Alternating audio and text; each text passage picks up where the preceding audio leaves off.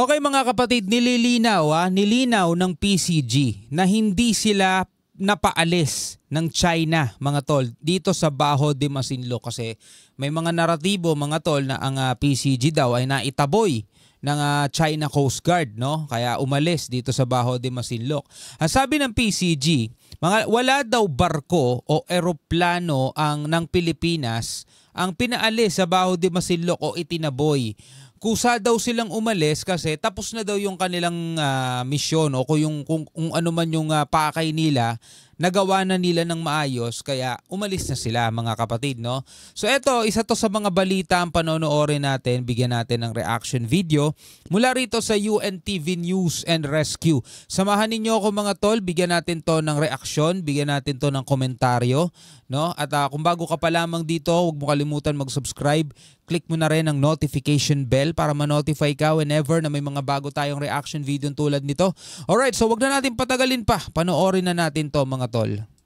Nilinaw ng Philippine Coast Guard o PCG na hindi pinaaalis ng Chinese Coast Guard ang anumang barko o eroplano. No, hindi pinaalis, okay? Ng Pilipinas mula sa Bajo de Masinloc.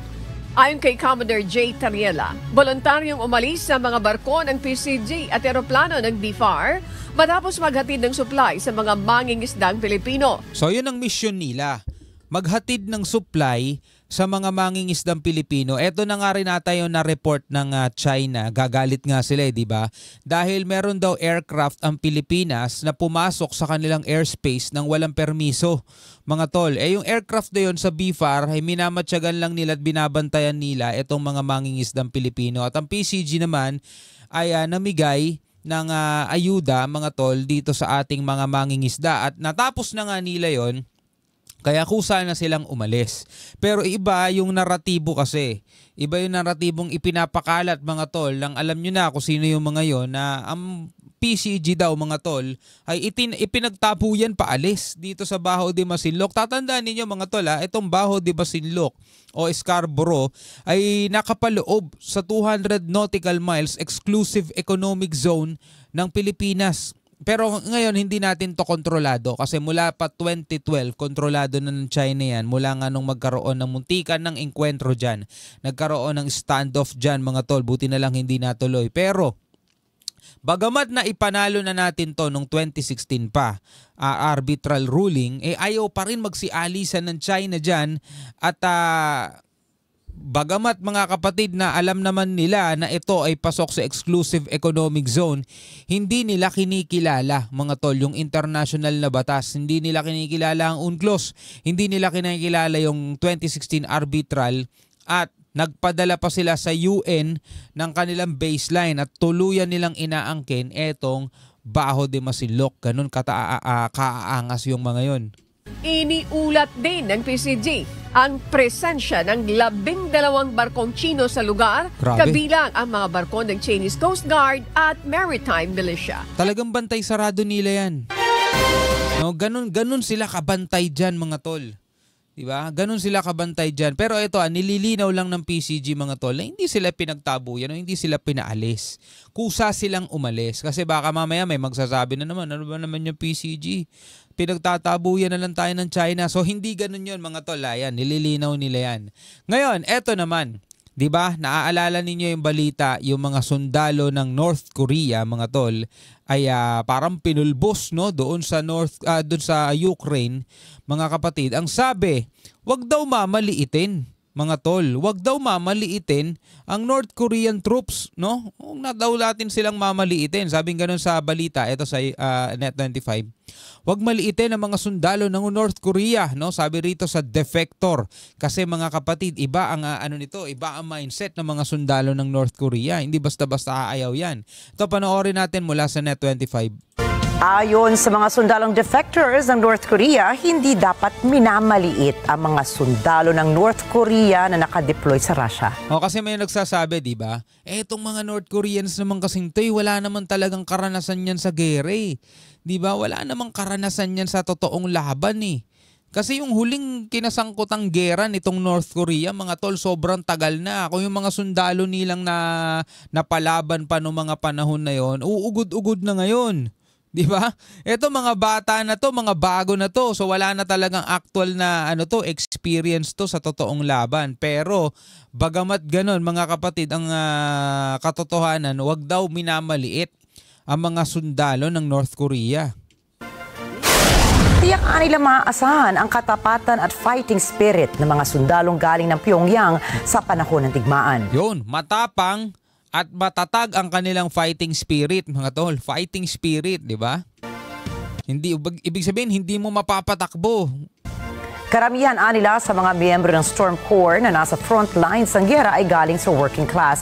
Kung kaya sumusunod ang mga ito sa anumang utos na walang anumang tanong o agam-agam. Grabe, no? Kulto, mga tol, parang ganon. No? Susunod ng walang tanong at walang agam-agam. Well, kahit naman hindi nila sabihin yun, mga tol, kitang-kita naman natin sa mga video, di ba? Yung mga sundalo, mga kapatid, pag dumarating, ito si Kim Jong-un, kala mo mga robot na nagagano na, nag-iiyakan pa yung iba, di ba? Ganon katindi, mga tol. Kwento pa ng mga defector, dumaan sa umano'y matinding brainwashing ang mga sundalo ng North Korea. Dumaan sa matinding brainwashing, mga tol. Yun naman pala eh. Diba? Iba na yung mindset nito, mga tol. Kasi biruin mo ba naman, alis mo ba naman sa labas eh, 'di ba? Ikulong mo ba naman sila sa isang mundo lang ng napakahabang panahon? Kumbaga, yun lang talaga alam nila. Wala nga silang alam sa internet, wala nga alam sa cellphone, 'di ba? Yung napunta nga sila ng Russia, na humaling pa nga daw sila sa mga bold, 'di ba? Ngayon matindi yung mga pagkaka-brainwash dito araw-araw. Ito ay sinasagawa sa tuwing umaga upang tiyakin na sila ay mentally prepared. Kaya nilang masanay sa larangan ng pakikidigma ang mga North Korean soldiers at hindi magtatagal ay kaya rin nilang matuto kung paano labanan ang kaaway o humanap ng mga paraan upang mabuhay sa gitna ng giyera. Oh, so ganun katindi, mga tol. Kumbaga, etong mga kapatid, parang sila, no, yung expendables. Alam mo yun? Yung talagang nakafocus sila doon sa kanilang layunin, mga tol, doon sa iniutos sa kanila. Wala silang pakialam sa sarili nila. 'Di ba? Meron silang doctrine, kumbaga, kung may mangyari sa akin, magiging bayani ako sa bansa ko. Ipapanganak na lang ulit ako kasi may ganun silang paniniwala, yung reincarnation, di ba? Ipapanganak na lang ulit ako siguro sa ibang pagkakataon, doon ako magkakaroon ng ibang buhay. Pero ngayon, susundin ko kung ano yung nakaata sa akin. Ito ang dahilan kung bakit ako nabubuhay. Isa yan siguro, mga tol, sa mga pinangaano sa kanila, no? Sa mga pinambe-brainwash, o yung pamilya ko ang makikinabang ng aking gagawing kabayanihan. Magiging bayani ako sa pamilya ko, magiging bayani ako sa sarili kong bansa. No? So kahit na ano man ang makaharap ko, kahit ano man ang makakalaban ko, hindi ako mapapatakbo.